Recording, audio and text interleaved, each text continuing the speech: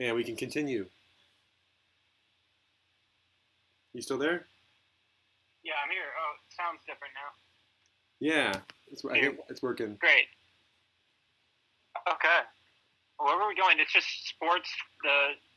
Just growing up, you lose interest in sports, and it's like finding out they're all trannies and seeing the abnormally large female buttocks on all the male figures. It's just kind of disturbing, especially when they're in those tight pants for football. It's like it's kind of jolting. It's like, God, what? Yeah, it does. It is jolting, and you realize that you've been staring at female ass from the running back's perspective, watching football for like so long, so much of your life, and it's so bizarre. And like, yeah, like they break their limbs so easily, and then Oh yeah, the regressed males, I suppose, being stunted. It's awkward because it's like they're pretending to be more frilly than they are to like to pass. It's like more important to pass than to actually play the sport really well. It seems it's really bizarre. yeah, Like I see a lot of that where it's like very much an act. It's not just them like playing the sport the way it should be without all the like fanfare.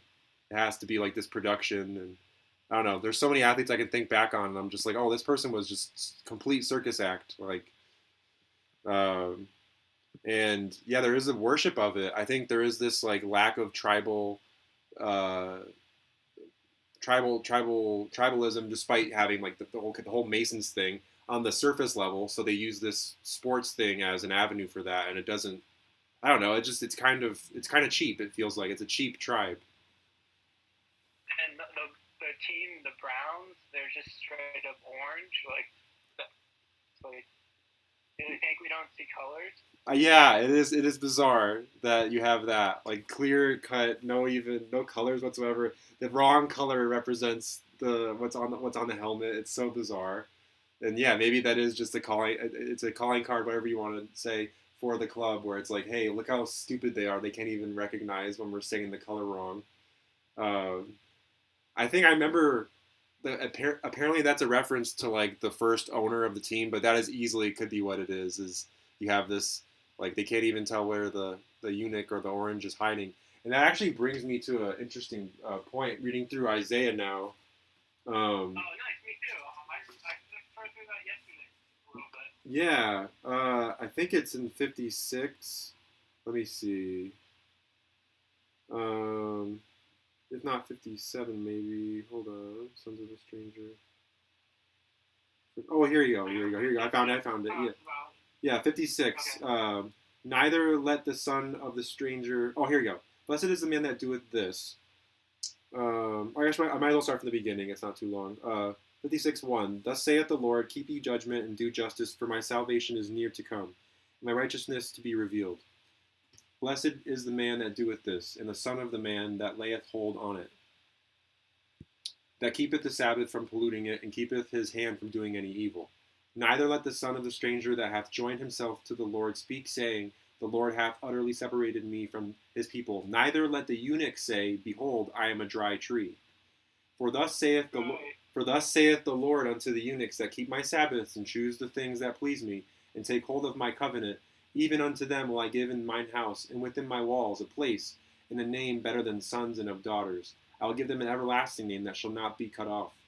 So you have this promise to a class of people that from birth are knowingly like infertile eunuchs, instead of behaving shittily and saying I can't bear any good fruit, I can't bear any good seed, devoting your life to God and not this strange fornication or trying to put regular people into harmful spaces. It's all right there. It's like because you've been given this difficult beginning, you have the potential to do amazing things. Absolutely. It's hard. It's That's amazing. That's amazing. My God, he stretches it out for everyone, where anyone can come into his promise. And I like to read later on in Isaiah 56 that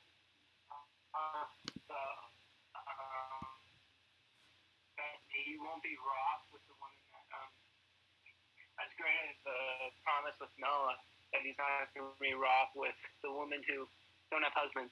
Meanwhile, Paul says in 2 Timothy, women are saved by childbearing. So if they have children, they're saved. In Paul's testimony, but it's just different with God.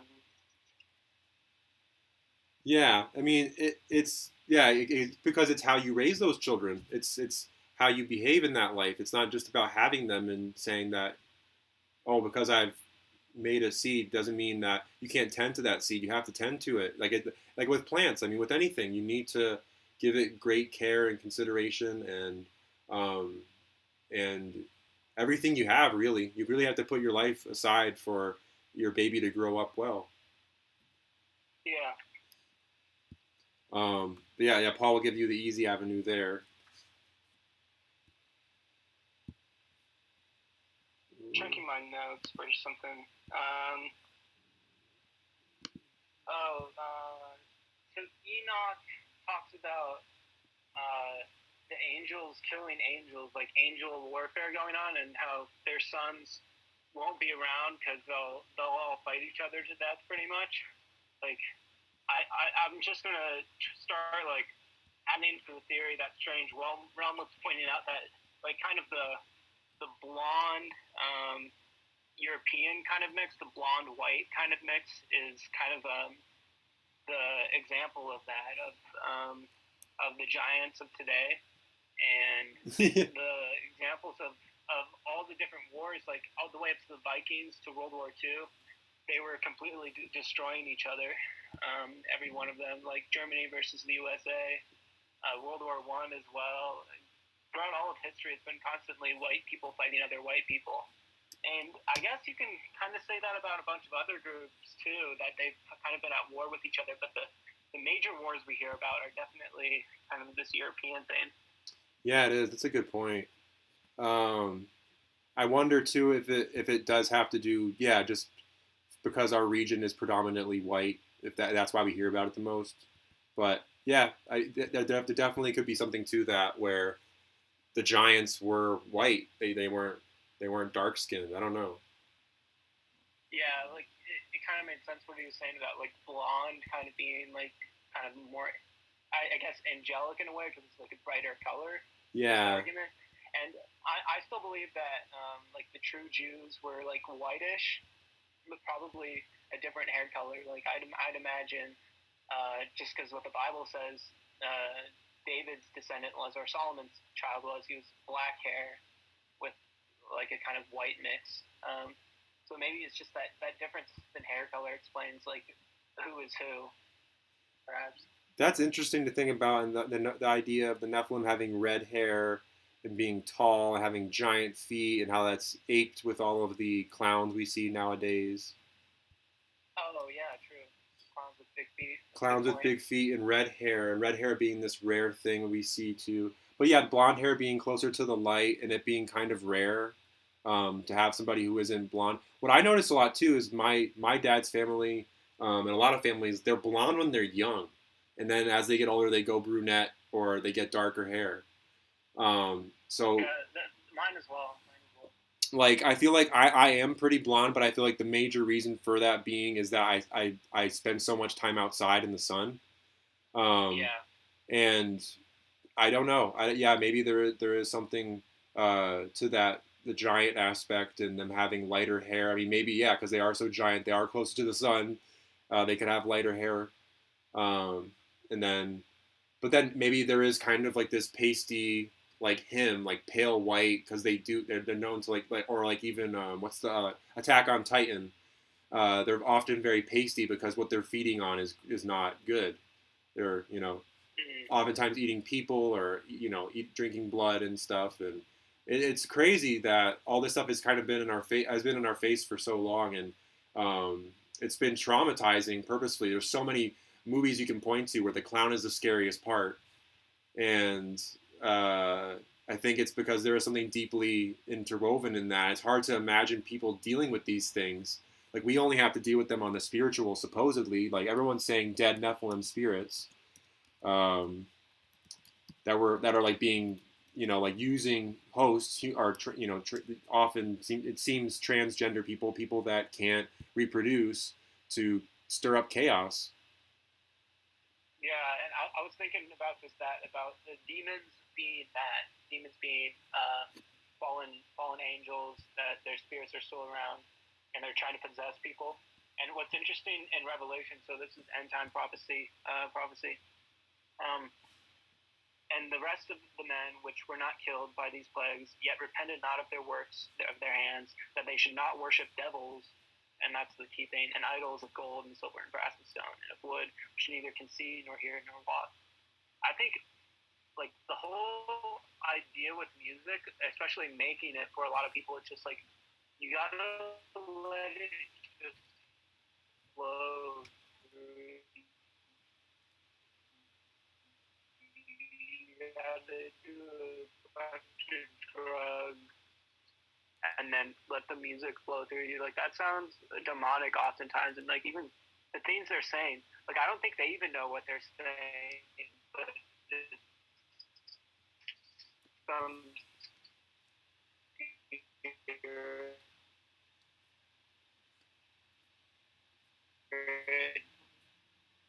working through them, and maybe we can have the Holy Ghost work through us in the same way of not really thinking about it. That's how we're supposed to face our accusers in like prison and stuff. We're trying to find like genuine lyrics like that for like the judges. We're not supposed to think about what we're saying beforehand. The Holy Ghost will speak through us. I think the devil. It's impossible.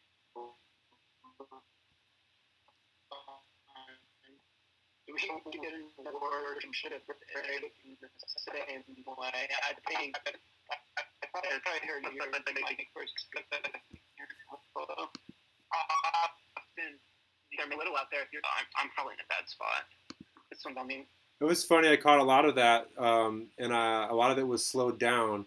And it was funny because what you were saying about people trying to channel music through drug experience and having things take over them and going with the flow, as you say, and that being the kind of path to it instead of more of an intentional, pure idea that turns into a song.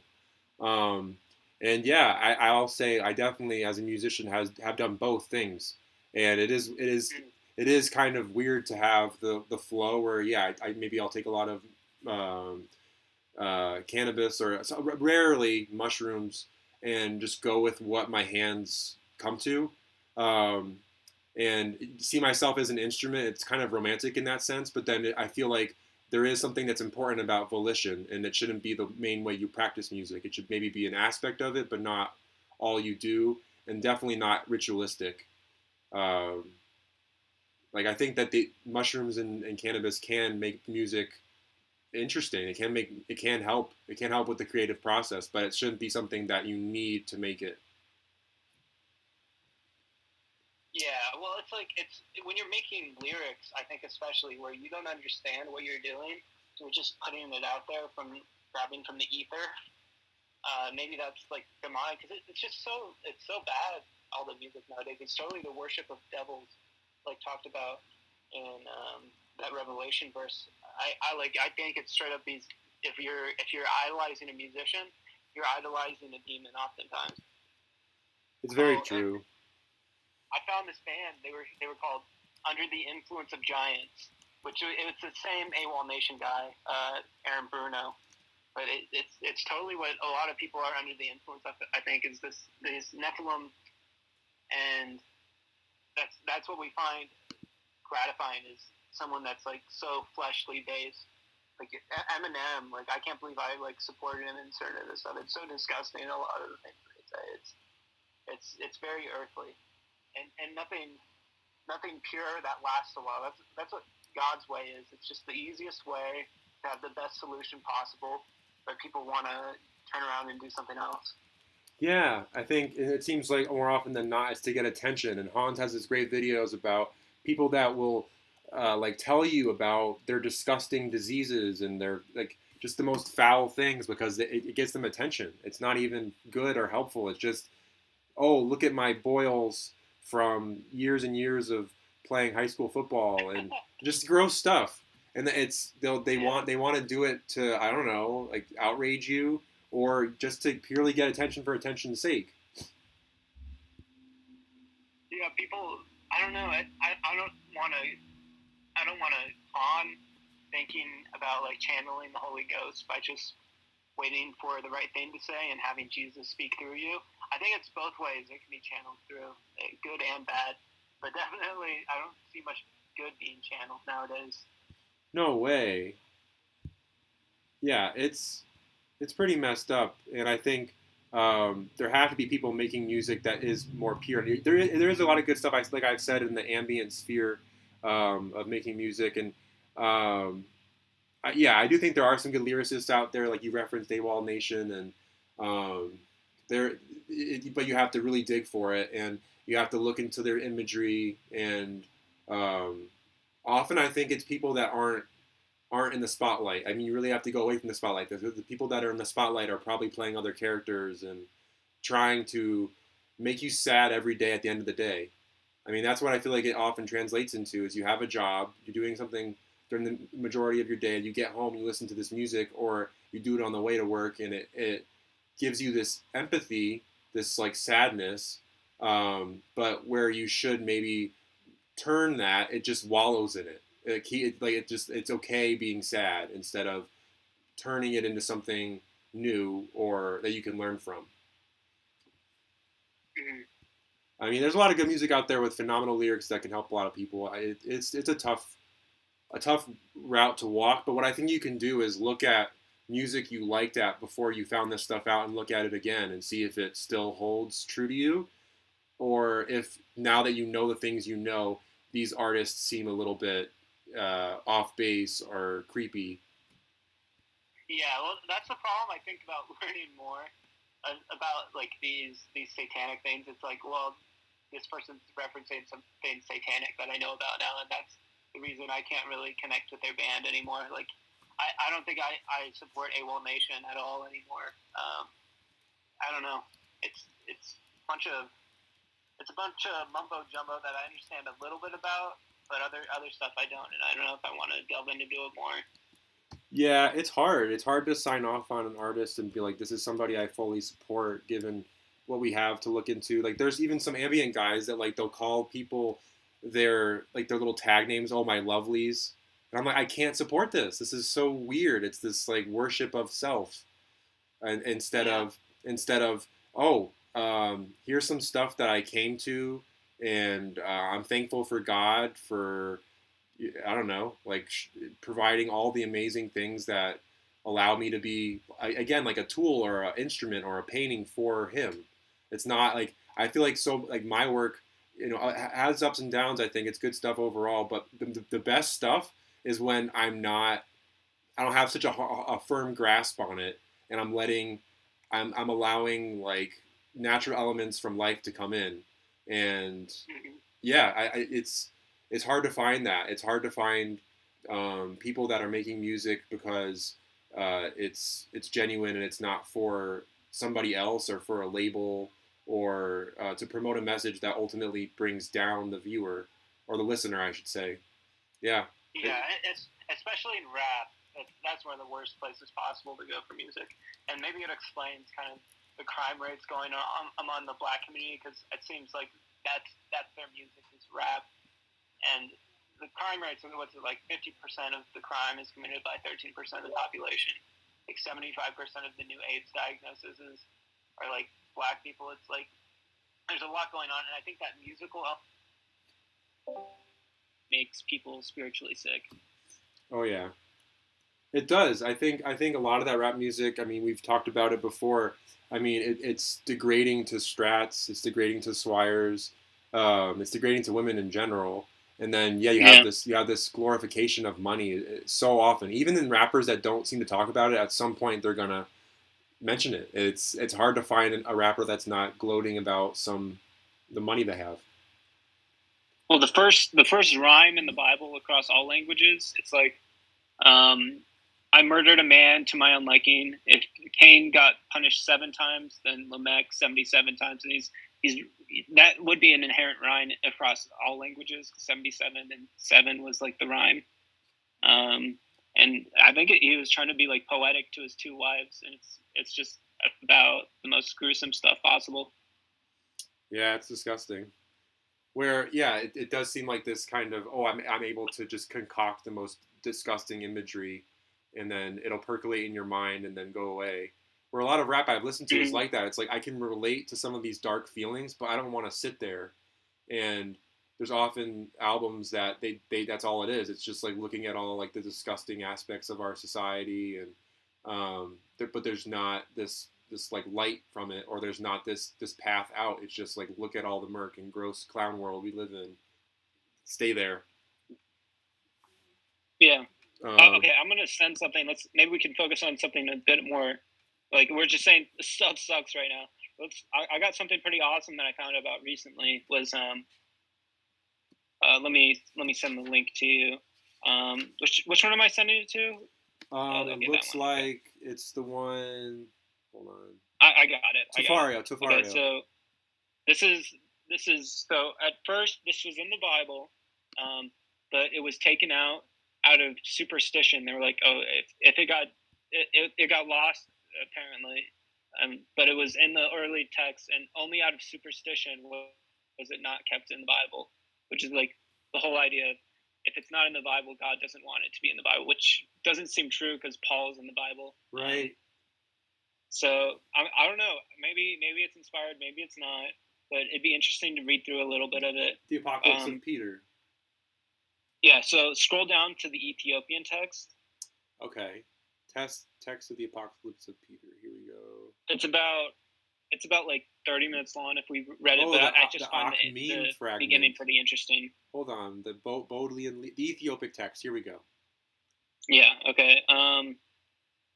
Publishing the second coming of Christ and resurrection of the dead, which Christ revealed unto Peter, who died because of their sins, for that they kept not the commandment of God their Creator. And he, Peter, pondered upon thereon, that he might perceive the mystery of the Son of God, and the merciful and lover of mercy. And when the Lord was seated upon the Mount of Olives, his disciples came unto him. And this is the same scene we see before of Matthew 24. I think Luke, I'm going to guess like Luke 19 or something around that. It's talking about like the end times prophecies.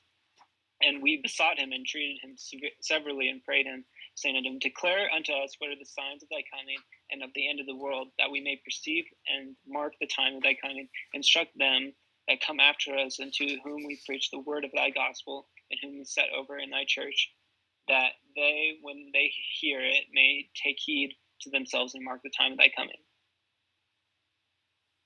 And our Lord answered us, saying, take heed that no man deceive you, and that ye be not doubters, and serve other gods. If the Trinity thing is in fact false, we might be serving other gods. Like if we're perceiving Jesus as more than just, I don't know, it could be wrong. Like if we're worshiping him as a god when he's a king, that could be bad.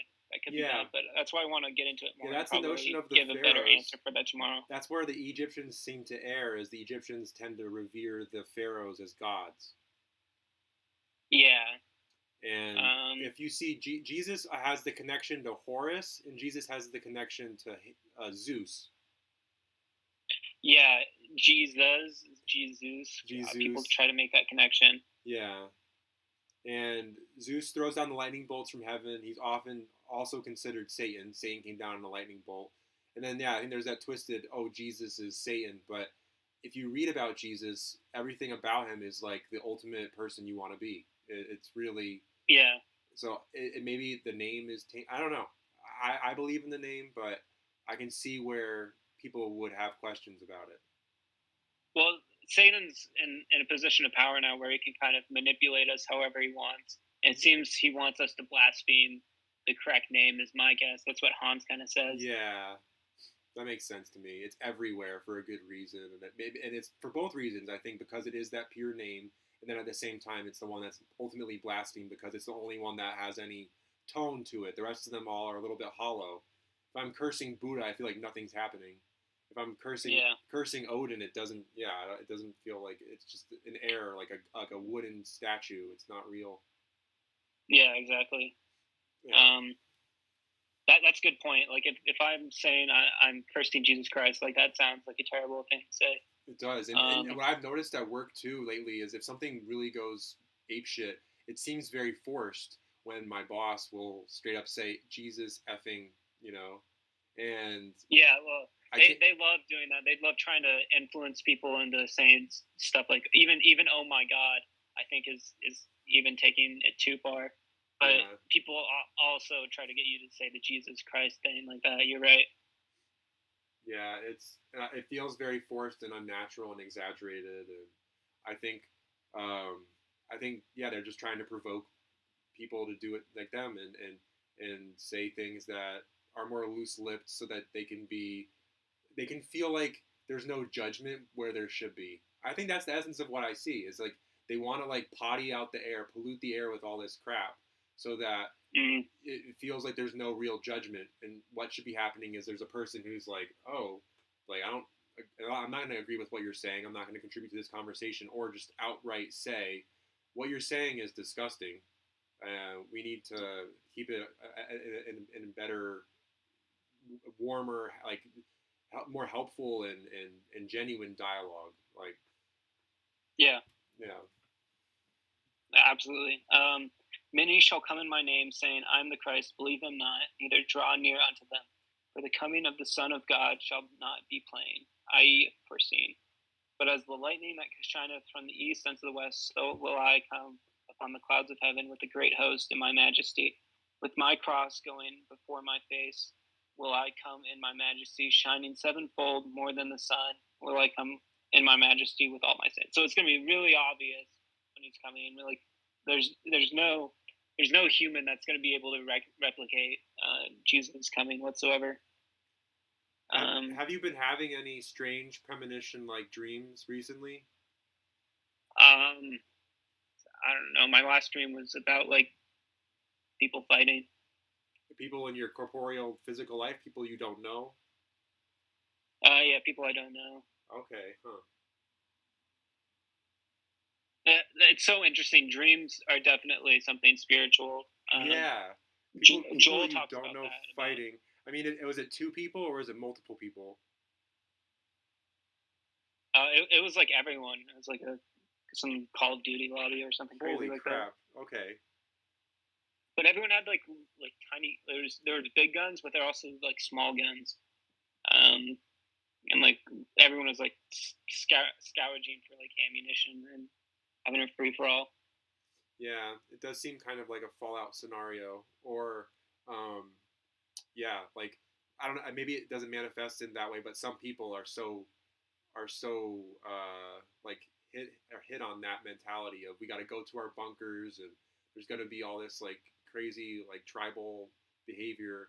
And what video I want to make is on the Jewish like Holocaust and how what we might go through right now is going to mirror that. We're 1933, maybe it's 2033, I don't know, or was it 39 was the big year when they really started cracking down supposedly, even though it's all theatrical.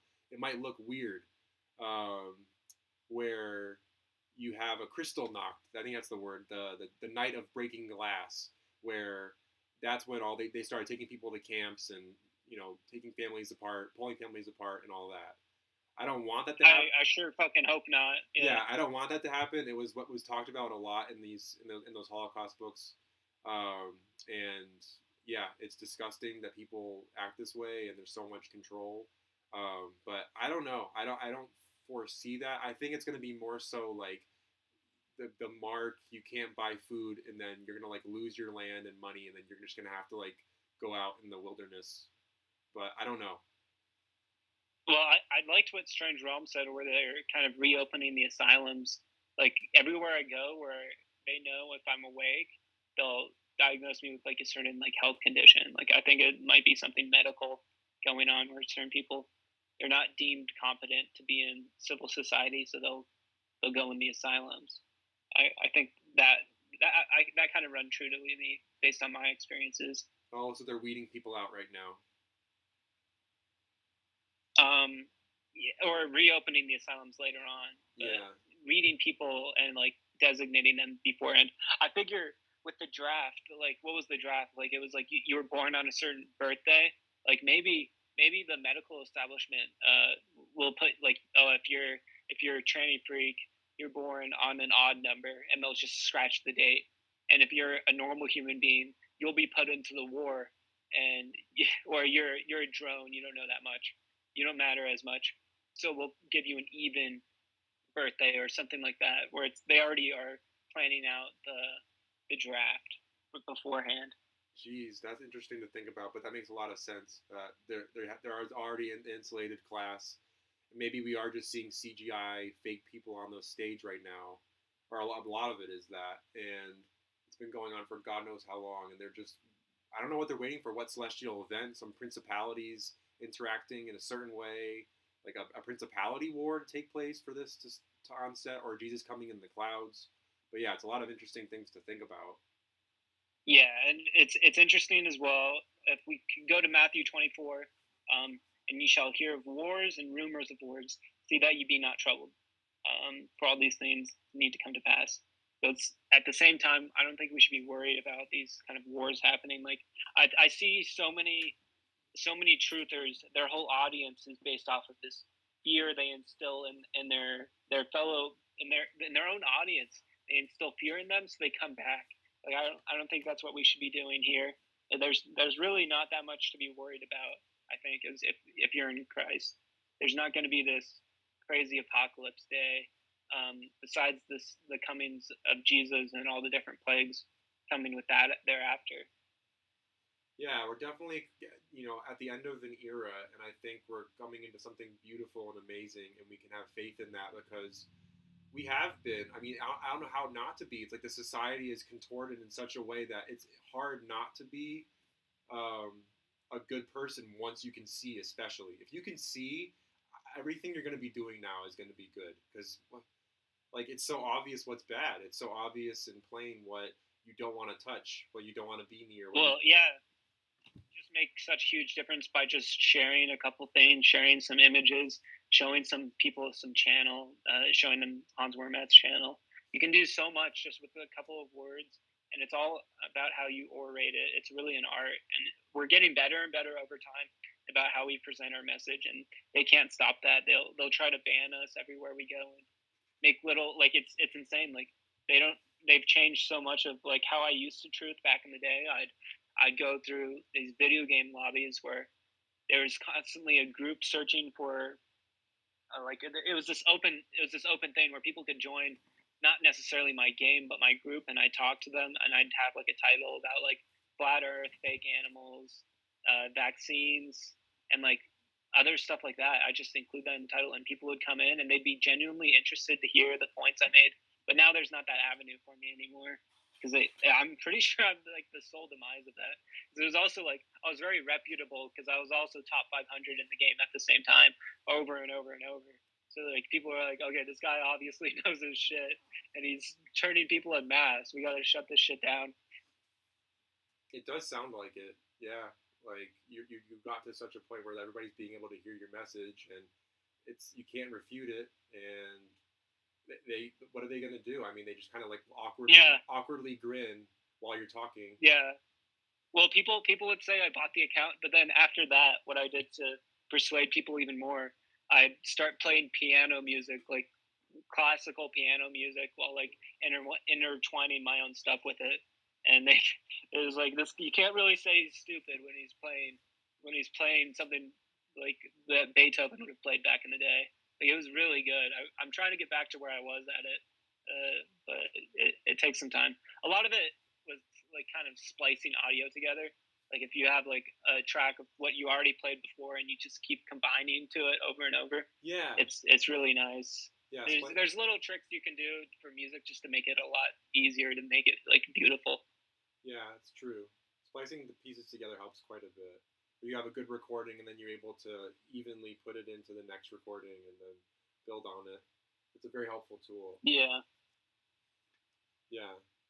Okay, so I find this interesting. So I'm going back to Matthew 24 just because it was it was kind of talking about the same thing. And it, so it talks about the days getting shortened, which we definitely know we're at right now, Matthew 24:22. And then it later goes on to, and if any man shall say to you, lo, here's Christ, or there's Christ, believe it not. And there shall arise false Christs and false prophets, shall show signs and wonders, insomuch that if it were possible, shall deceive even the very elect. So that's talking about Paul. And then it's talking about the true coming of Christ is as the lightning cometh out of the east and shineth even unto the west. So just like an instant, we're going to have it. Immediately after the tribulation of those days shall the sun be darkened, and the moon shall not give her light. So it's really interesting. We're at a point, it seems, in biblical prophecy where there's not this great tribulation we have to be worried about. Like with the abomination of desolation, like that sounds scary. Like it sounds like it says basically, let them which are in Judea flee into the mountains. Let them which are in the housetop not come down to take anything out of their house. Neither let him which is in the field return back to take his clothes. And woe unto them that give child. Like it's so much scary stuff is happening, and great tribulation happening. But it seems that we might be past that. I don't know. That's my interpretation right now. I don't know. Yeah. I don't think we've got anything really to worry about. We got to pray that we're worthy to escape these things. Yeah, I think we've been conditioned by our culture in a way that nothing can really phase us now. We're so ready. We like have the armor of God because I mean they've had to contort to our light. It's I mean people among us, other people that are also telling the truth, and maybe like Strange Realm says, there's a certain genuine emotional understanding that maybe somebody that's in this club doesn't have if they're signed off, if they've taken oaths. That's what makes a difference, and it's amazing because they can impact us by like minimizing the amount of money that they give us for the things that we do. They can ostracize us in social groups, but it's this word that binds us and keeps us going and helps us to find other people that also have been slandered for no reason because they spoke out against something wrong, or you called out bullies or called out club activity and get immediately cut off or slandered because just the numbers of the situation are so large. And yeah, it is wonderful to see more and more people coming into this. And even though it seems like it might get scary, I feel like you've endured so much, and I feel like so much of my education was like this like emphasis on death and like macabre like information. And once you wake up, you realize you don't have to just sit there and watch horror movies. You don't have to sit there and look at kind of this like grotesque war biopic that's all fake. Like all this war is fake. This carnage that they show and they try to program you into is so fake. Like that is so good to put aside because you think that you're capable of doing these kind of things, and it just gets crazy how the psyche gets completely changed when you realize it's all been a joke all along. Yeah. It really helps you. And it makes you feel a lot safer, and then knowing that this place isn't spinning a million miles per hour. I mean, beyond that, exactly. You just you learn all these things, and you realize there is a big solid foundation. There's just people in control of the narrative and the news that they say really stupid things over and over again, and you don't have to listen to them. You don't have to pay attention, and you can go out and find people that are also like open to to all sorts of theories, and looking into the Bible as a genuine resource for what's going on spiritually right now. Yeah, and advice directly related to that. Take therefore no thought for the morrow shall take thought for the things of itself. Sufficient unto the day is the evil thereof. So it's like just that's such a relaxing thought, knowing you don't have to worry about anything.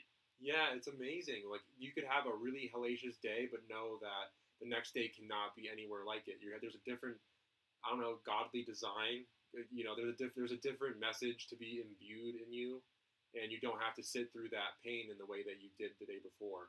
And there are opportunities, there are ways to benefit yourself and your family, and it's hard because sometimes you have to give up on friendships, but then you find the better ones. You find the ones that actually, yield fruit and help you along and make you smile at the end of the day. And yeah, I think there's so much to look forward to when you know that you're not alone in this inverted world. Yeah, I'm going through my notes right now because it's just my battery is getting kind of low, and I want to sketch through them real quick Yeah, before I just talk solely with you and without having my notes in front of me. yeah, But I thought this was really key to the fruit of good and evil being the oral sex component. I think Jesus understood that. In John 8:44 through 45, he talks about, you are of your father the devil, and the lust of your father you will do. So he's talking about the lust of the father, of your father, of the devil, of doing those kind of orally related things. And he was a murderer from the beginning. So the murderer component, that's actually what happened with Adam and Eve. Was he killed their relationship by making them do those things, and abode not in the truth, because he lied about that. He lied to them, telling them they were going to be like gods when they weren't. It was just this quick sensation, because there is no truth in him. When he speaketh of a lie, he speaketh of his own. That's so interesting. Like when people lie, they're talking about their own lie, for he is a liar and the father of it. And because I tell you the truth, you believe me not. yeah. They're so warped in mind that they have a different father. And what this is coming to too is the idea. It's the 44th verse, and it's 8, which is John 8, which is 4 plus 4. There's a lot of destruction right in that. Like the lust of your father, you giving oral or anal or any of these disgusting, murder even, just like whatever. Do as thou wilt. Use magic. Use any sort of substance to your liking. Alchemy. And because I tell you the truth, you believe me not. It's like you can go to these people and give them these obvious truths, but then because they literally are on a different plane, they have a different father. They're not gonna believe you because they're so geared on lying, and their lies are so important. Yeah. And for anyone else that's recently learning about this principality thing, it's also referenced in Enoch. It's not just a solely Paul thing, and that's so interesting. We were talking about that earlier. Principalities. Oh, there's this anime I'm kind of obsessed with watching, and I think it really pins down like what you're supposed to be in this modern day. And unfortunately, it's called The Misfit of Demon Academy, and it's so inverted everything. Like it's like good for bad, bad for good. It's like as long as it's being openly satanic with me and not trying to do some subliminal messaging, I can kind of categorize it in my mind. But the main character, the protagonist, Anos Voldigoat or whatever, he just he doesn't have to try to beat anyone. He's just remains calm and composed and destroys all oppositions just by something like a heartbeat. Like there's nothing we have to fear with the most powerful, the highest power we have, and they can't do anything about it. Like they can complain all they want and like make all the other trannies scared of us as well, but they can't do anything about it.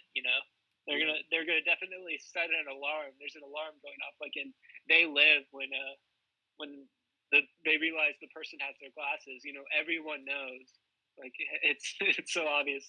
Like just looking at the hand signs, everyone will freak out about that. Just going in public, looking at their stupid fucking hand signs, and then scratching your Adam's apple or kind of giving something back, it freaks them the hell out. Like we're making waves in this tranny society where there's little echoes of awakened people going on everywhere, and it's freaking them the hell out.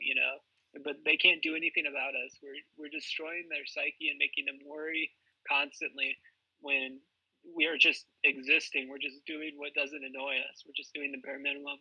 Yeah, you don't even have to try. I think that's the big aspect we've got to get across is, yeah, it is this superpower knowing these things. Like, I told you, I don't think I did it in the last talk, but how I was talking with the son of the person I work with, and I mentioned how I don't believe nukes are real. It had come up like nuking something, and I was just like, I don't even think those things are real.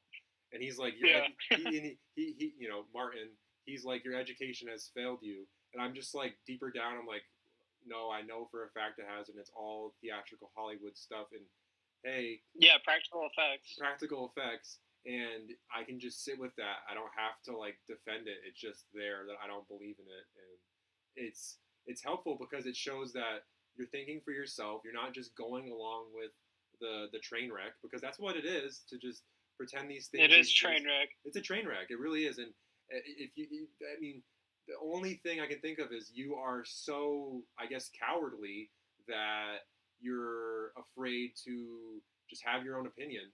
Like, but you have to get over that. You have to accept that you're not going to be liked. But hey, look at our surroundings, anyways. You had people come into your school that were completely foreign, and then immediately they get accepted, where you never were. So why do you care what they think? It doesn't matter at all. It's sad. I have so many examples of this in my life where there was this, quote unquote, hot shit, hottest swire in our grade. Right after I had right after not I had, but right after my partner had our daughter, she. Oh, leaked. You were not supposed to say that. All right. Oh my God. I just did it. I just did it. No. Right after my partner had our daughter, it was a big windstorm in the area, and we were wandering around because there was no power, walking around town, and through our woods, my neighbor saw her and was like, "Oh no!" Instead of like, "I'm so happy for you, you had your child or whatever." Oh no, I can't. Now my mom's gonna want me to have one. I'm just looking at her. I'm like, "There's no way you could." Like like, but just the immediate, like, I don't give a shit about you. I just see a baby and I think about my own, like, life. It's just, I've had so many instances of people like this, and that's the way I see them. It's like they're not on the same plane. They will immediately reject you. They give you like the glare. They don't even like care about you. If you speak up and say stuff, from what I found, if you speak up and say stuff, they may chuckle, but usually they'll try to put it down what you're saying. And it's so pointless caring about what they think, because they're on the wrong road. They laugh about it. They don't care. They want to live this luxurious, getting every convenience they can lifestyle, instead of the truth, and accepting that we've gone down a dark road and we need to change things for the better. Yeah, I remember having a dream one time, and it was just I said some obvious things to a bunch of Martians, and they laughed at me hysterically, and I was happy about that. I was like, well, I'm saying the truth. I'm sticking up for it. I was like, that was a good dream. I enjoyed that dream. And something about nukes being fake, like, I think the Secret Club already knows, when we were going into Daniel 7, we were talking about the 4 beasts. And something I found interesting that we didn't pick up upon first was, the 4th beast shall be the 4th kingdom upon earth, which shall be diverse from all kingdoms, and shall devour the whole earth, and shall tread it down and break it into pieces. So it's so interesting. This NWO, it's totally prophesized in the Bible, which it's so interesting. We're definitely at that point now, it seems, with the NWO. Yeah, we are. They're just making this nuke hoax just to make us scared, just to think, oh, one day everything's gonna go boom because Trump got mad, and now everything goes boom because him and Putin don't like each other. Like, that's the kind of fear that's being instilled in each other.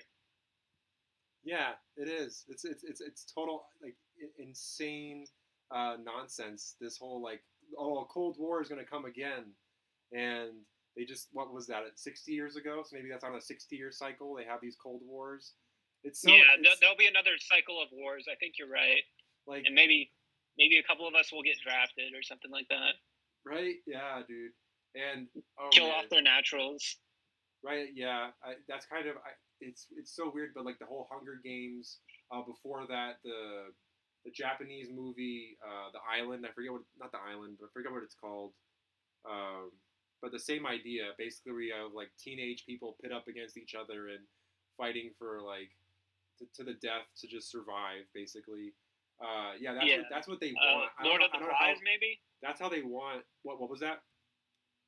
Was that Lord of the Flies, maybe? Lord of the Flies. And that's such a common motif. It's a common motif. Lord of the Flies is very similar along those lines. They love that because Battle Royale. That's what it is. And that one's pretty. That one's pretty rough. It's Japanese, and it came out in like 1999, and it is rough.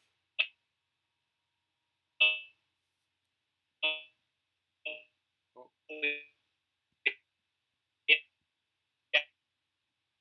Hold on.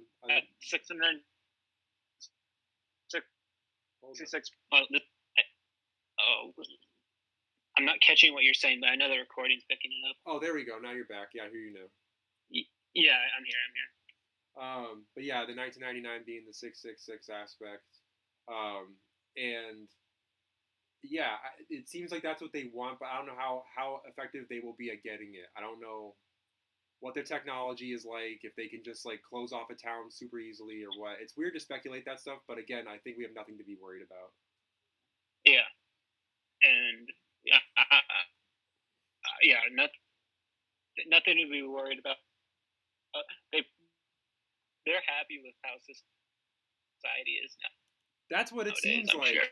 They like what they have as is, and like, and they'll probably want to kick us away, kick us naturals that are awake.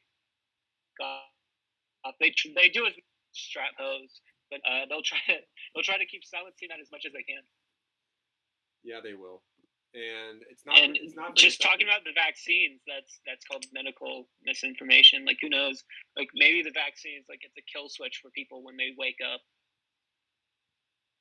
Yeah, it is. Giving the lobotomy. Yeah, it is. It's got to be a kill switch. I think some people have taken it, and there's got to be some time. I don't know how long. Maybe 7 years. They like 7 years. Some degradation, and then.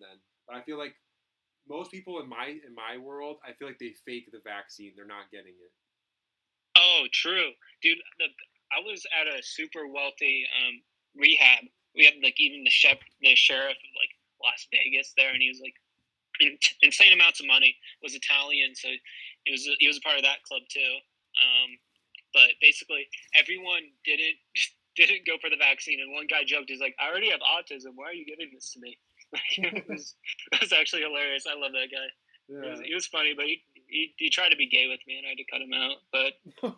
So it goes. So it goes. Yeah, and they got a little bit weird. They got a little too touchy. It's a bit odd. But yeah, we do stand out, so it makes sense that it happens. I already had autism. What was that for? Oh man! And then yeah, if there's an inside joke there with autism, we talked about that before. But yeah, it does seem weird. It's like they kind of go with us. It's like they want to make us seem chill. Like I found myself like saying things that are kind of out of bounds, and like they'll like some of them will shut it down, but then other times, people I work with will kind of like go along with it for a moment there, and then like catch themselves, and it's weird. But it is rare to find people that will go all the way, and yeah, it seems like a lot of them, they hinge on it and they kind of look around nervously because the tables have turned, maybe not in a knowledge way, but I mean, from our perspective, we definitely have the knowledge now, so they turned in that way, but maybe not from their knowledge way, but more so in times have changed. You can't just operate Hogwarts the way you used to anymore. No, it's not what it used to be, and the internet's just such a great tool. The internet's one of the best tools for us, and we need to pick up the slack because the resources that woke us up, a lot of it was on that He Is Our Light channel, and like the transvestigation details and actually learning that's gone. Like I don't like the transvestigations on BitChute. I don't feel like those are in detail as much as the whatever 60 plus videos were on the He Is Our Light channel. I think it'd be great to start making some videos in that realm of transvestigating people. Yeah, I mean, we were talking about homeschooling our daughter all the time. We're getting her started next week, and I think that's a big aspect of it. Is she can already identify. Nice. She can already identify the men and the women, and we'll talk about them plainly, like he, she, talking about the Martins and the Strats, and just based on skeleton. Yeah, once you know it, once you know it, you can learn it really easily. Yeah, and to instill that from a young age that this is clear, and then look at the media. Why is it that it's all the same? It's all one, and here you are, you look different. Why is that? Yeah, It's because it's a club. You need to know about it, and here's how they operate, and they're all around you, and they venerate people like Santa Claus, which is an anagram for Satan, and it's a big Free Martin, character that's in place of Jesus. It's supposed to be Jesus' celebration, but instead we're celebrating some fat Martin giving gifts. On winter solstice, and we celebrate on summer solstice. It's like what holidays are out there where they're like pure? Like what is a holiday we should enjoy? Like Thanksgiving? That sounds like it. It sounds should like be something good. It does sound like it should be something good. I think so. I think that one comes to mind. Maybe not the way that they do with the Native American pilgrim aspect, but just generally speaking, your families, and being thankful for the good food that you do find in this crazy world, and the good people that you do find Yeah. out there. So yeah, that seems like one that you can definitely have. I mean, even Valentine's Day seems pretty innocent, but a lot of I was gonna say it's Saint Valentine, right? So there's a lot of like saint kind of parts about that, which if they're real people that like can achieve sainthood, it's probably like a good thing. Not that I can put too much emphasis on the Catholic Church. It is still the one place that has like a more complete Bible at the same time. I don't know.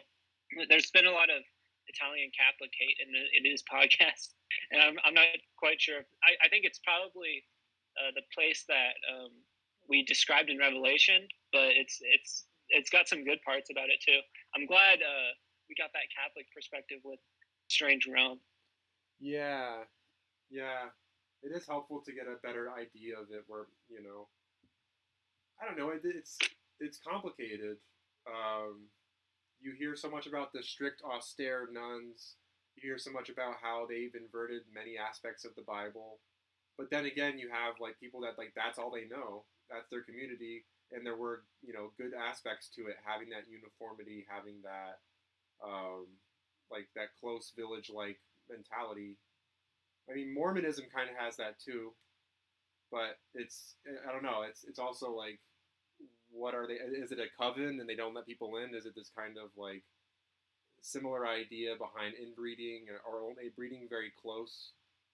Um, I don't know. It gets strange because you don't want to outbreed too much either. There is kind of this middle path of finding the person that you love and not caring about what they are. I don't know. Yeah, well, that's in the Bible times. You're usually with your people just because people are constantly in wars and stuff like that. We're under the NWO, and it doesn't seem like there's as much limitations as there were in the past. Like the only way you could kind of marry someone of a different race was you killed off their village of all their men, and you decide like, hey, this woman, I'm gonna bring her into our tribe. That's the only way it would really happen. I do think there should be nations and stuff like that, but at this point, it seems like it's kind of like love who you love. Like I have nothing against Hans for having a Mexican girlfriend. No. There's nothing wrong with that. No, exactly. At this point in time. Yeah, I think it's weird because it's like you can see both sides with each of these things being bad. Where it is good to hold on to your ethics, your values, marry more people that are close to you because you have this stronger tradition, you have a stronger home base and understanding of how you do things. But then also, the world being as it is with all this communication, it's also really interesting to note that you can find somebody out there that you may never have otherwise, and you have even more in common than you would have somebody that's just from your village. And yeah, and it's not like there's certain groups of people that aren't saved. So yeah, I think people get hung up on that though because they'll see all the like it's really promoted in the media is like an interracial kind of marriage. Right. Like you'll see that all the time, and the doctors are always like black women for one reason or another. Yeah. It's just to promote division, I think, because you're not going to find many more people on your side if you're constantly promoting like this kind of hatred between races. Like it doesn't really matter too much. Yeah, it has to be more fluid, and it seems, or at least, I guess what I'm trying to say is, it shouldn't be such an obvious push for that. It should be more fluid, where you have more if you're gonna have advertisements, if you're gonna have shows, it's more like it's more variable. It's more true to life. Mhm. Yeah, it is. Yeah, it does seem like What? it's heavily pushed. Yeah, yeah. And something kind of sequitur. I'm sorry about non sequitur. Wait, no, just tangential. So much of like what Strange Realm was going through. Did you hear his game stalking video? Yeah. It's like it's just when we get persecuted, we flee into another city. But I don't think it's our call to resist evil. Like I've been through like situations kind of similar to his, where it's like I had like blood getting drawn by the people around me, and it was sick, twisted stuff. And I I didn't really resist it that much. I knew God was going to work it out. I didn't try confronting, but I did. I don't know. I don't know. It's like we our job is to point out the truth in situations, and no matter the cost. I think, and that's how I got through it. I was fortunate enough to get my parents to kind of accept me back, even though they're hearing through my door and like seeing what I'm saying on the podcast from last episode. So I can go out in the woods and get some bug bites and talk about it still. So I think Jesus' whole point was to resist not evil was is really the best way to go. Not trying to constantly worry about everything. Like let's say they poison us, we're resistant to poisons according to the end of Mark. Like there's nothing they can really do to harm us. Like even through all the shit that I've been through, like I think the best option isn't just to always be scared. It's just to calmly approach each situation with recognizing this is the evil for the day and moving on. Yeah, that's a great way to think about it. This is the evil for today. But also, away from evil, I think that makes sense. Like, if you have no choice, then you're fine because God is testing you in that situation. But if you have a way to get out of it, then you get out of it. Yeah, that's a great way to think about it. Where you don't have to put yourself in the face of evil if you don't need to have it. But if it's there for the day, accept it, call it out if need be. Yeah. But don't allow yourself to succumb to it, to fall, like to get down and get in the fetal position, allow them to kick you. Just stand there, and handle it, and then move on. And you know it's never going to be like that the same way again, or you're going to see through it. And those same people, I'm going to go down a different hallway. Those same people, I'm going to go down a different street. I'm going to take a different way home from work, or you're not going to follow that pattern the way you did because God showed you these people are out there and you don't want to mess with them because they don't have good thoughts. They're not your friends. They're pretending to be your friends at best. I mean, I've been around people that were just pure violence. All they could talk about was violence, hurting somebody. I had a really close call where I thought I was about to be attacked, and then a real man walked in the room. It's a scary world out there, but I think all the while God's there, and it's like as long as you're calm and patient, you can see when things are starting to escalate, and you don't have to stay there. You can leave. You can call it out for what it is, and the evil there is sufficient. You don't have to succumb to it. Yeah, it's great to put that in words because that's what I struggle the most with is the whole resisting not evil. It's turning the other cheek when you don't have a choice, and being wise as a serpent, but being as harmless as a dove. It's just so key, and it's a hard thing to grasp because I don't think it's intuitive to do that. And I think it shows the evil. It's like wow, he clearly knows his stuff. He's not really worried about this, despite everything that he knows we're doing and says we're doing. It was so annoying. Like at that place where I was getting my blood drawn over and over, it was like a rehab, apparently, quote unquote. I got out of there at like 9 days, but it was such a draining feeling every day, waking up with less and less blood after being like gagged. Like I didn't have a choice. I would tell my parents it's like straight up what the situation was. Eventually, I woke up with an open wound where I was still bleeding, and I pointed it out to the staff there that this was happening. It's like it's still a wound right there. I don't know what kind of needle went in there. I'm going to cauterize the wound in case it was infected. I don't trust this stuff. and then I cauterized it, and they sent me to another place. Thank goodness, but it was scary for a bit, and I thought I was going to be stuck there, but I did everything I could to get out of that situation. I felt so lucky. I had a friend at another place, at one of the AA meetings, and he gave me the phone number of one of the friends that could have helped me out. I was doing as much as I could to get out of there, but at the same time, it was terrifying, and like the guy was like constantly like mocking me, pretending I was like demonically possessed and shit like that. Like that was like that's like the one unforgivable sin. It's like I can forgive everything, but saying I'm demonically possessed, that I can't do that. And sorry, that doesn't make sense to a lot of people. It was a strange situation, but it's one of the things where once you know what to do in each situation, it's such a calming thing. Following Christ's path and knowing it's going to work out for you.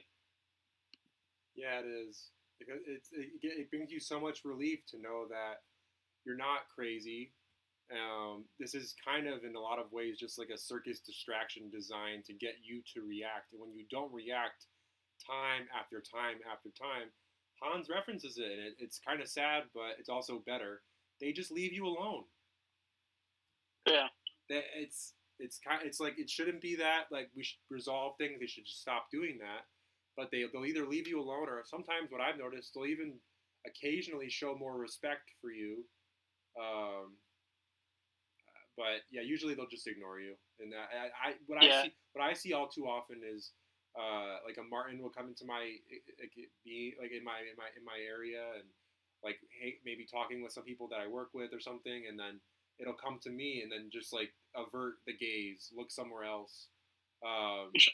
And it's awkward, but then I'm like, hey, like I don't know, if this is that difficult for you, if you're that bothered just by me walking around and being in your area, then what can I do? I mean, I'm so used to it at this point, and it's kind of sad, but it's also like maybe it would have just been a rough conversation, and that's why they're hiding. They have nothing nice to say. Maybe that's the best thing to do, is all they would spew is dark stuff or say something bad. So by them changing their ways and just avoiding, it is somewhat better. Yeah, and for anyone who runs into the same situation I did, lots of garlic. That's actually, the same repellent for vampires, garlic. It does work because it makes your blood disgusting. No one will want it if it's with a bunch of fucking garlic in it. It's so weird, the blood aspect of our society, that people commonly do blood draws or get blood transfusions. I really, like, if I could join a sect, it would probably be Jehovah's Witness. Like, I think they get a lot of things right, and I want to hear more about their Trinity argument. I don't know where I stand on that personally, and I don't know if I'll ever come to a conclusion. I don't think I can grasp the the certainty of God's being, but I don't know. It's interesting, and I'm just at a position where I don't understand it. I think that's probably the one I'll be at for a very long time. Yeah, it does seem they don't believe in the Trinity. Yeah, it does seem like the Jehovah's Witnesses are one of the more innocent sects worth looking into more. It's weird to even think about sects, but to study people and their spirit, I gotta say, Jehovah's Witnesses do seem like they're more meek and friendly than a lot of other sects. Yeah. So there's something to that. We're trying to find lost sheep, and maybe there's a large part of that we could find there. Yeah, I mean, literally going door to door. I mean, you're gonna be yelled at, ignored, all this stuff. But through all that, you're gonna find a few people to talk to that you help them out, and they help you out, or vice. All that good stuff happens. Yeah, Jehovah's Witness, they go door to door, right? Yeah, pretty much, yeah. That'd be interesting if you. I don't know. You kind of have to go in groups of two. You can't really go off on flat Earth in front of them. Maybe you find one good guy where you can go to door with someone talking about flat Earth. That would be amazing. Yeah, that'd be great. Because I feel like Hans is probably the best like flat Earth teacher I think out there, because he just has so much he knows about science already. Yeah, he's very good. And the things that the big aspect of it is that it isn't complicated, and informs our watch. You could not have a watch on a planet. It would not have even been conceived. It only works because of understanding the path of the sun and the moon, and that, hey, they're lights, they're on different tracks, and I mean, it makes sense that the moon is at its highest in winter solstice and the sun at its highest in summer solstice, and they go through these natural changes through the seasons, and Yeah. it is such an interesting. It seems like it's so obvious, and you've known it your whole life, and you've like for me like I never pursued outer space ever. Just was always like they just throw so many confusing numbers and large words at you. It just I have no interest. In the same way Yeah, it seems obnoxious, a bunch of jargon. I'm not. And Yeah, you're right, clocks don't work on any other any other kind of version of Earth because it works under a quartz crystal. It just vibrates based off the sun and the moon. yeah, that's such a great way to like to teach people about it. And I'm a big aspect of teaching my daughter is I do want to walk her through a, basically what I see as a synopsis of the whole globe programming and Okay. why it doesn't make sense, because I think you have to you can't just ignore it. You can't. It's an elephant in the room. If she's going to see a globe everywhere, she's going to ask the question. She's going to be confused. You know, any show she's watching is she's going to. I want to get her off of that ultimately too. We've slowed down, but any show she's watching is going to glorify that paradigm, and you have to be the one to say that's because they want the people that are in control want to control your vision of reality, and if you believe in a ball Earth, you're going to think that everything is random and evolution and all these things, and it's the tipping point. Do you still want to watch TV knowing that this is what so much of it is this ball programming? Yeah, they want you to be in a nihilistic mindset. They really do. And to know that you're important and that the Earth is central, like that's a big part of the wake up for me was getting out of the heliocentric, everything is around the sun, the Earth centric, the moon is in equilibrium with the sun. It's so much healthier and it makes so much more sense, and I sleep better feeling that way. Yeah. And it's interesting because a lot of I think the tranny art is the like sun in the moon, and one of my most recent songs, Arana Shrine, is this sun and the moon in balance with the like seed or like God coming in the middle, or not God necessarily, but like the seed of life coming in. And I think it is really important to give the moon equal reverence, equal understanding, because so much of our programming is so focused on the sun and its benefits when it's just laughable and fake. And you know, Hans bringing up the way that the light was there before the sun, and how there's ambient light that God brings that isn't of the sun. It's just the sun is a spotlight. It's not this center of everything, and it's really important to bring people out of that, because it leads to nihilism to think that the sun, this big fake fiery ball, when really it's more of a light, optical thing, is this, or a heat lamp. I think is probably the best way to think about it. A heat lamp, or this optical heat lamp, as opposed to this flaming ball, you know, millions of miles away with all these other orbs surrounding it, and other orbs aren't habitable, but there's aliens out there somewhere, far, far away, and it just, yeah, it's like this perversion of waiting on Jesus is these aliens that are out there far, far away.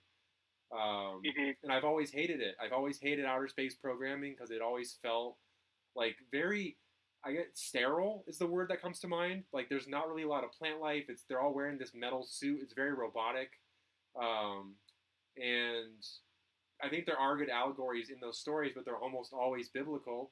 And you can just go to the better source first and take out this middleman of outer space, and have way more connection. Just thinking of the Earth as God's footstool is so much more reassuring than, oh, you know, we're just so fortunate to be alive. All these mystical things had to take place. Our axis had to be tilted, and we had to the moon had to hit us so that we could have water, and just all this nonsense that it seems so chaotic. Like, I'd like to add like evolution in terms of like breeding. It's like, well, if you don't find a girl, you're an evolutionary dead end. Like that whole idea is like, we got here over and over and over because of female selectivity. Like that sounds so daunting for a man, especially not being 6'3". It's like, well, if you're not good enough, you're just not good enough. You're not. It gives like you should give up. You're not helping the gene pool by trying so hard to find a girl. Like it's really like it's such a weird mindset of like natural selection. That's such a crazy idea you learned. So it's like, well, if you don't have a girlfriend now, you're probably not going to find one. That's probably why we got looped into a bunch of strat relationships. Was just like this pressure to prove you're good enough to exist. Yeah, if you think about it, Hans talks about how he felt like he was dating somebody because it wasn't the physical; it's just like the person. And he felt bad for her. It sounded like, but he never was really physically attracted to her, and I wasn't with mine, and you weren't with yours, and it was more so just to not look gay or to not look like, hey, he's not gonna have a seed that goes on. Well, it's also like it's a social thing too. Like your friends find her hot, you're like, oh, okay, then I must be doing something right. Right, and then you're not digging into it where it's like, oh well, look at how I look compared to her, and they're probably chuckling deep down. Right. But I think that it's such a good point. The natural selection and how that breeds into, oh, I really have to force myself to get into a relationship. When no, take your time. If you go a whole lifetime without one, that's not necessary. I think it's a very helpful thing in life. It can be good, but you shouldn't sacrifice your being, your truth, your connection with God because somebody you're with is like pushing you around basically. And I've been in relationships right. That was my last relationship. It wasn't fun. It was hellish. But that natural selection thing kept me in it for so long because I had to held up the social status and look normal and feel like I was going to procreate later on. We were going to procreate, and just it was disgusting. It was like it's so fake, and like what it does to your mind, it makes you so paranoid. It makes you think that like some beast in the field's going to come out and gore you.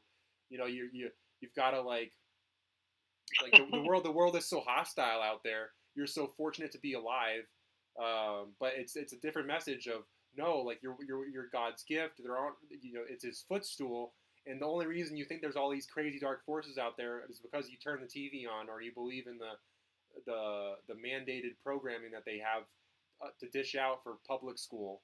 I mean, private school probably looks a whole lot different than what we get. I actually have a lot of experience in private school, ages pre-K through 7th grade, and it did really stir some anti-evolutionary like. That's probably why I found this stuff is probably just because of they shit talk evolution. That's about the only thing they do. And I remember specifically my instructor who was talking about that about anti-evolution stuff. He was talking about the Earth shape, and he was like, it's either a circle or it's a ball. Yeah. So it is different, but it's a lot more of like they just talk about Paul all the time at the same time too. They'll talk about verses being removed from the Bible, but only the ones that Paul are in, not the ones where Jesus has 12 instances of his verses being taken out. It's weird. It's very one dimensional. And like I did my Bible study on the book of Acts, which is mostly a Paul worshiping book. It's weird, and all of the different Psalms, it's always about this infinite grace of God, where it's like your works don't matter here. That's the most toxic thing you could say to any Christian is like works clearly matter. Here's over. You could probably pick up like 50 verses about how works matter here. It's just, and it's also the salvation of Jesus Christ too. But people just get so hung up on that. And on a Catholic perspective, sometimes they agree that works matter, which is why I think the Catholic Church gets that right. And it's cool as well that they honor Mary. Like people totally really hate females nowadays. I really think the hatred for natural females is very high, and there's a lot more of them in their everyday life, and it's probably a constant conflict between the two. It's so interesting. Yeah, it does seem to run deep, and we need to venerate the female and make more artwork around the female form because uh, they have the numbers, and I think like what's it uh, of Willendorf, the old feminine statue. Oh man, I have to see if I Venus of Willendorf, like encouraging that kind of imagery um, instead of yeah, like what you see is like a kind of alien looking swire. I think that's okay to have swires. Swires are part of Earth. That's just what Earth is. But it's like the emphasis of that, the Whore of Babylon being at the center of everything. You need to have way more natural women interpretations, and I think we have to make really good artwork around this because natural women need to be supported, and we need to make Yeah. clear discernment between natural pregnancy and what's a moon bump or clearly fake because um, yeah, it's at the forefront of us. I think bettering this place if we can. I think we can. Um, yeah, because it's like you go out there into the world and you are your word, and things get easier the more you know, because you know you're going to be okay and you don't have things to worry about. So you're going to make stuff that may have been controversial before because it's your mind, it's your heart, it's everything you've got. You're not going to be concerned about somebody's opinion because wow, that's so silly. Like, how could you be? You've got to have that connection with God. You've got to continue to make Yeah. really good stuff, and the works are integral to that. It's like it kind of is like that. If you get into the idol worship, if you get into, too many other like fake religions or worshiping idols, you stop doing good work because you're trying to appeal to this bullshit. So to get back to the good work, I think you have to worship the Holy Trinity, Mother, Son, and sorry, Mother, Father, and Child, and what that really looks like, and then also the Father, Son, and Holy Ghost as well. But I think integral to that is making stuff that isn't normal to today's standards, making stuff that you've seen in your life um, that really echoes into the community because it's genuine. Like your experience in prison is other people have had that, but they haven't talked about it, or maybe they're waiting to um, hear your take because to really open up. Like Strange Realm it already is starting to get my wheels turning on making videos about Nephilim, and that whole aspect is such an interesting thing to dig into because Right. there's so many research points and it goes so far back, and I think that you could even look into carnivals and how like amusement parks and sports arenas are these big like Whore of Babylon glorification and taking. You could often have regular men taking their eyes away from regular women, and you have to you know see the world for what it is and know better and be able to Yeah. you know And it's people that are like addicted to porn, they'll probably select their type of woman based off like what they find most attractive on woman in porn, which will still be a strat. Um, yes, it, it's such a good it, point. it's it's like it's so like refining just to know what is your type as a natural man of like, oh, this is something that's suited for you and they're attracted to you. It's such a beautiful experience just to know that. Yeah, it really is. To be like, all these things we're coming into right now, to like know you're on solid foundation, to know that your eyes are seeing clearly now. You like I guess it's kind of the opposite. Maybe you had like smudges on your eyes or your glasses. You took the glasses off, like in They Live. It's the kind of the opposite of that, where it feels like your vision got better. Everything is going to come to you easier. You're going to trust yourself more. You're going to be quicker to pick up on your technique with art. I think a big thing I think is Cool talks about with her videos is how minimalism, like just getting messages out really Yeah. cleanly, really concisely, is so important because people can really do a lot with them, and they can that will sit with them, and that will be the things that they think about at the end of the day when they're like having little mantras in their brain, is these little messages that do wonders and really like the one like never trust or don't trust a beady-eyed man. Like I hadn't heard that before I found her, and I'm happy I had because it's such a good way to look at it. If you meet a man whose eyes are really close together and he's giving you weird vibes, like And small eyes too. Small eyes, like that's a bit odd. That's not common masculine features, and it's common of a witch or someone who's taking hormones or doing weird behaviors. Yeah, a lot of it, I just like transvestigating. It's just seeing the eyebrows so close to the eyes. It's like they're like frowning or something. Like Yeah, it's so weird. And I think a lot of them do get hair transplants where they get their eyebrows higher up, just to emulate something more masculine. yeah. It's like they created And this third thing. It's not even a woman. It's yeah.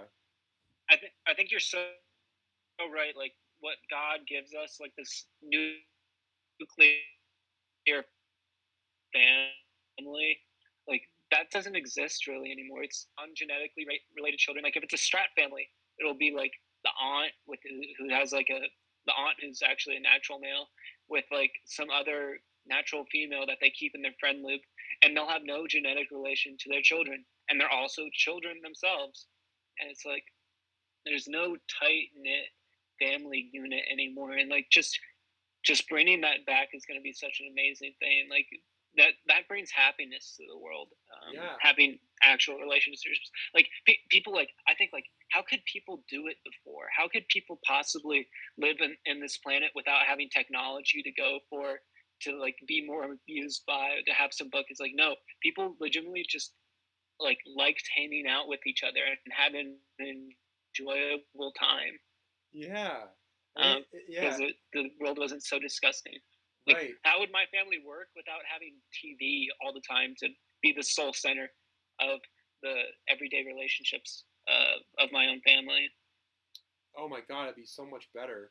And I think, yeah, it's the way Yeah, we've been programmed in the school system, in the 9 to 5 work system, where it seems like that kind of ends up being the center a lot of the time because you're going off in all these different directions. Where what we're trying to aim for is to have a farm and grow food and live a simple life and share with our neighbors and all yeah, that.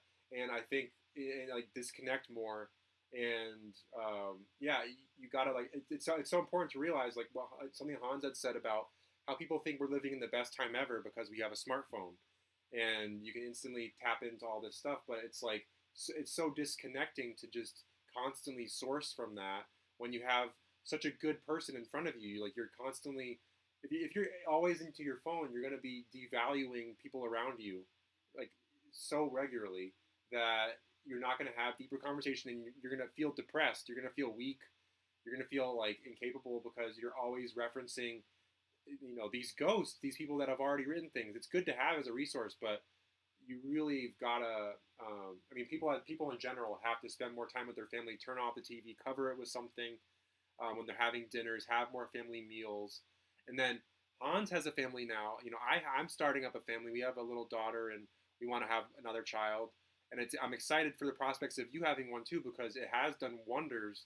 In addition to finding all this truth for my psyche, to be able to come home and feel this tortoise shell, this complete comfort, this anything goes. We can share anything. I never feel like I'm being judged unfairly. If I'm being judged, it's very fair, and I feel like we work well together, and it's exciting to see us grow, and I think the prospects that there are good that's beautiful. that there are good families out there that are also in this same dire straits, because they watch their TV or because they're around people that are constantly polluting the airwaves with fake stuff. They can rest assured that they do have their family. They do have even like their extended family, like Strange Realm. I consider part of my family now, and you and Hans and the people that are willing to speak about all this stuff. I look at the videos. I know that people are churning and doing all this good stuff. I feel good at the end of the day. Where before it was loneliness and confusion, and I'm always alone. There's all these other people that are friends, and I'm just a clown to them.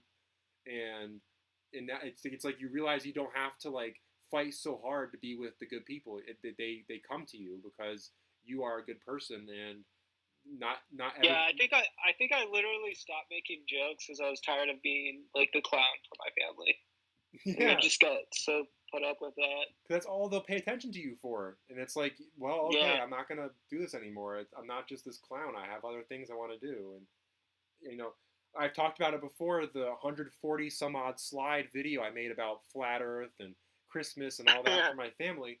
Like, that was a big turning point for me where I was like, you guys really weren't receptive that much. There wasn't any deeper discussion. They liked the Christmas part, but then they didn't go to any of the other stuff. But even then, no deeper discussion. And that's Yeah, what. no, I have this. I have the same exact experience. I tried to wake up my family while we were on vacation in Hawaii, and I was talking about just thing after thing. It started off with like prophecy, like just going through the prophecies in the Bible that clearly are happening now. And then I started talking about like it's just I couldn't even get them to wedge on that whatsoever. I didn't even talk about the trainings. I talked about flat Earth a couple times before, like just I don't know how it got brought up. Maybe it was brought up after, but it Yeah, was just I knew the stuff forward and backwards and could convince anyone that had any like I could convince like anyone that this stuff was real if they didn't already were closed minded to it. And that's a turning point for me too, kind of losing that connection with my family, which was a good thing. it's a good thing. They didn't. It's sad a little bit I was at just a first, clown but for them, like you're saying. yeah, it's sad a little bit at first because you realize that like those relationships were probably hollow to begin with. But then it's like, oh, I'm thankful because now I can see clearly, and I like Hans, or like we've talked about, we still talk to our families. Like you even still live with them, but it's you're gonna be out, and then you're gonna move on, and then you're gonna see them once in a while. I mean, it doesn't have to be this like perpetual, um, struggle with them. And yeah, I've definitely found that my relationships are better with them now that I've kind of like said my piece, and they see things as they are. I'm not gonna go crazy and like be violent. I'm just gonna stand here and say like, look, these things are obvious. They're plain. It's truthful, and I feel fine about them. I don't have to, watch television. This shouldn't be the center of our conversation, anyways, where it used to be. If we're gonna go forward, I want to go forward being progressive and helping each other out or making things for each other, not, you know, oh, this is on this show has this person, and it's just so, you know, vapid and stupid, and it sucks that like most of what I talk to with my parents like are my family like my brothers will only ever bring me back almost exclusively into like um, especially the middle brother will only ever exclusively bring me back into pop culture stuff. Just can't ever have a normal conversation. Oh, So I just don't talk to him. It's gotten to that point, and it's like, well, if you're not going to have a deeper conversation with me, if you're only ever going to reference stuff and not be reciprocal, then that's all it is. And with the other brother, so it's that's the same thing happened to me with my older sisters. We just talk about the same thing over and over. It's like we've had this conversation 7 times now. yeah, Like I'm not gonna budge. yeah, it's so stupid. It's like they refuse to go any further, and it just gets boring, and eventually you give up, and then you start to value people that are willing to go the whole length. And basically, I mean, what is it? It's bearing your soul. If people aren't willing to bear their soul for you, they're not. You shouldn't be continually doing that. You're going out there. You're speaking your Yeah, truth. You're taking your time out of your day to really. Um, I don't know, benefit somebody, or at the very least give them an angle that is new and interesting. And if they don't, go forward with it, then that's okay. In the past, where you try to appease them and maybe even alter your viewpoint to fit theirs, now you're just like, whatever. I'm gonna move on. And if you don't want to have this conversation, fine.